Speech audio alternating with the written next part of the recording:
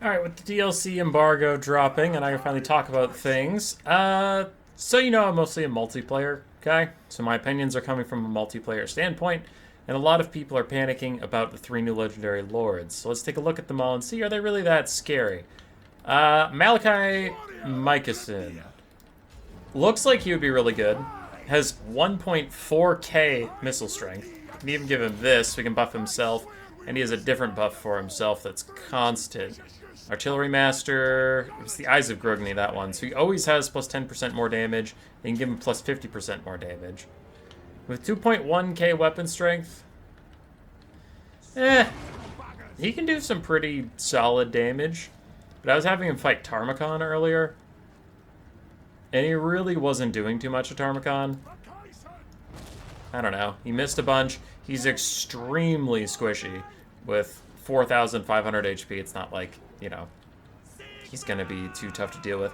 0 armor, no shield, 45 melee defense. He's pretty easy to take out in melee or with basic ranged.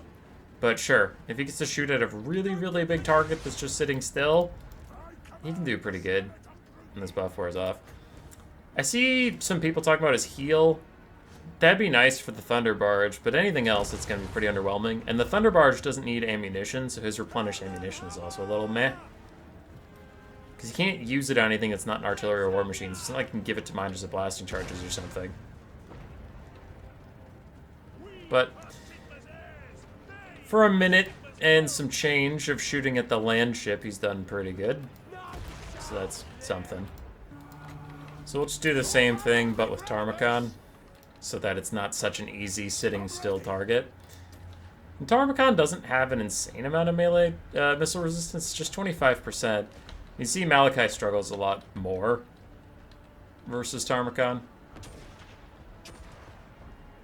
He's not nearly getting the same damage out. It's fine if Tarmacon sits there, sure he'll die, but he's walking up to him.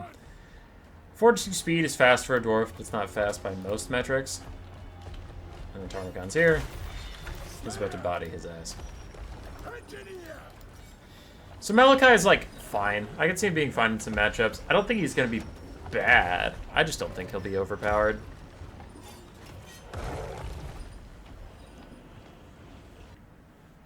Next up is Elspeth von Draken. She seems fine. She seems like she'll be a good lord. She'll probably be taken on the Empire every once in a while. But I don't expect to... A hot take, but I honestly don't think she's even going to be the most common lord for the Empire. Like, maybe DLC hype people take her for taking her sake, but as the meta settles in, I still think you're going to see Boris, Gelt, and Franz. Franz is a better duelist. And she does have one heal, her Death's Timekeeper. It's a 2-use Spirit Leech item that gives her a 1% heal per second for 10 seconds. So she'll get 10% of her health back twice. And that's if she's not on fire, which can obviously reduce your healing. So you can get 20% of your health back over the course of a game. The Pale Scythe is okay. Spell Mastery is pretty good, and Spell Resistance is pretty good. But I tried her with it. Spirit Leech charges that 10%. So by the time you get 10 Spirit Leeches off, then you would have your max Spell Mastery and Spell Resistance, which, again, might be fine. I'm not trying to say this character's going to be bad. Dark Walker, Strider, and Physical Resistance is pretty good. 10% Physical Resistance all the time for 150 gold is pretty good.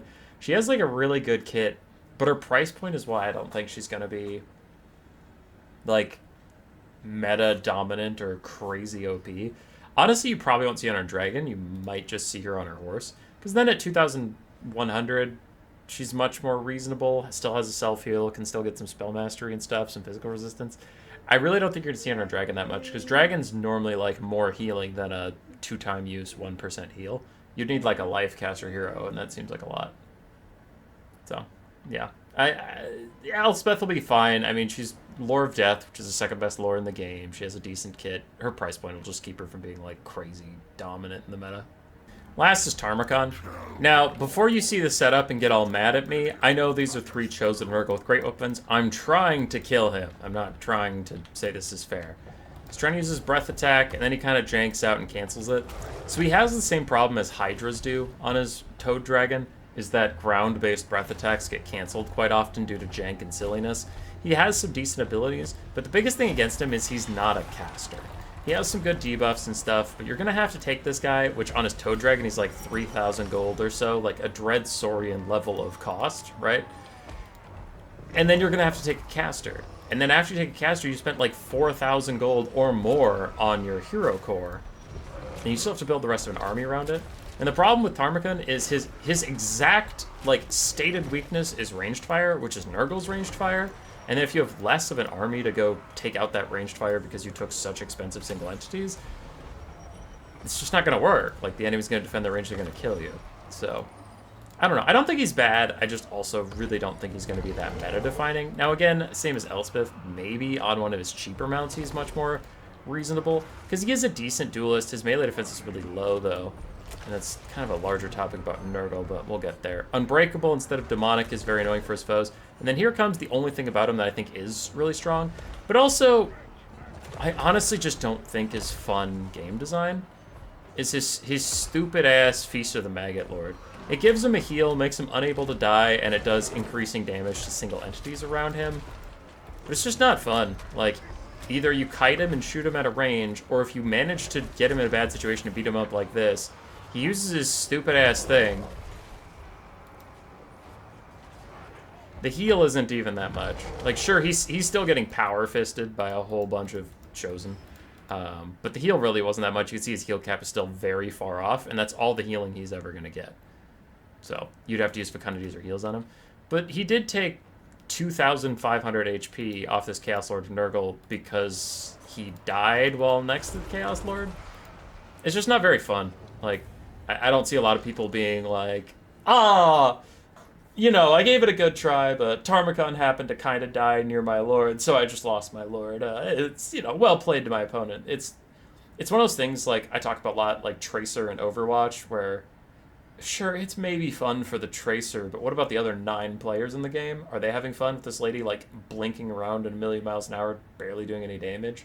Because her teammates probably want someone with more damage, and your opponents just want to, like, play the fucking game. That's kind of how I feel about Tarmacon's ability. And the Empire Hero's ability, too, but that's a different video. It's like, what's this meant to accomplish? If killing him makes you feel bad, but not killing him also makes you feel bad, then spoiler alert, this character just makes you feel bad. Which, you know, it's a video game, so probably shouldn't be that way. Needs more counterplay than just run away.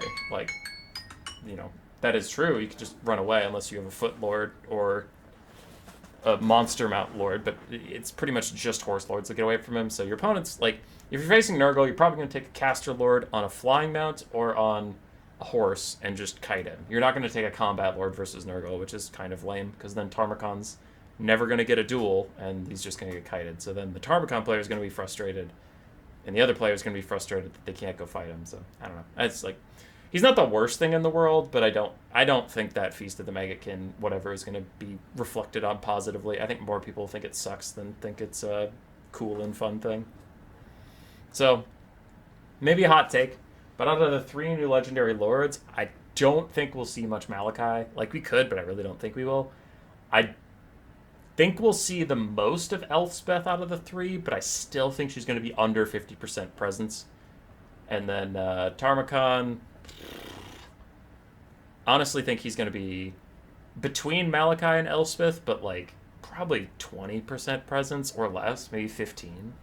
Because I think we'll see Malachi in maybe like 5% of games once the meta calms down. Obviously, day 1 of the DLC is going to come out and everyone's going to be trying the new shit. So then if you're like, I just downloaded the DLC on the exact day it came out and all I saw was the new characters. You were wrong. Yeah, okay, dude. But I'm talking about like maybe 2 weeks down the road, tournament finals.